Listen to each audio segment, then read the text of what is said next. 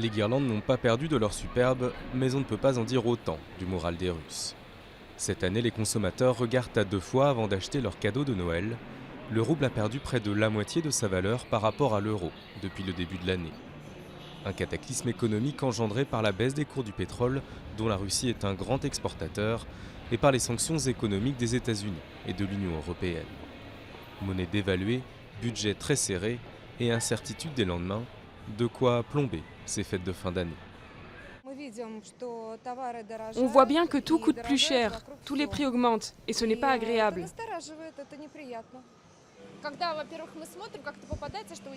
Quand on fait les courses, on essaie de voir s'il n'y a pas des réductions ou des soldes.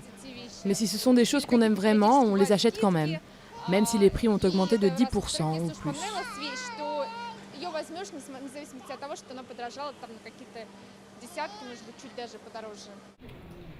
Autre secteur à pâtir de cette crise, le tourisme.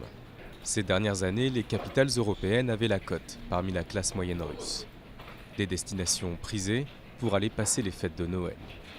Des voyages désormais quasi inabordables. Tout coûte 50 à 70% plus cher en Europe. Donc même si le voyage a été réservé en avance, des gens annulent parce qu'ils n'ont plus les moyens de payer l'hôtel. Ils n'ont tout simplement pas les moyens de se permettre la vie là-bas. Pour passer les fêtes, les touristes russes se sont donc tournés vers des destinations plus proches et libellées en roubles. La Crimée et Sotchi en tête. Dans la ville hôte des Jeux Olympiques, les hôtels affichent déjà tous complets. Pour les destinations au soleil, la Thaïlande et le Sri Lanka ont fait leur entrée au palmarès des pays les plus convoités, bien moins chers que leurs voisins asiatiques.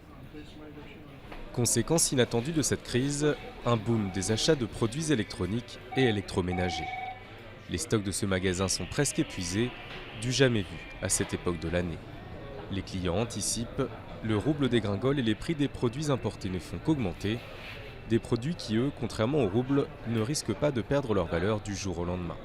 En somme, certains investissent dans une machine à laver comme on investirait dans la pierre.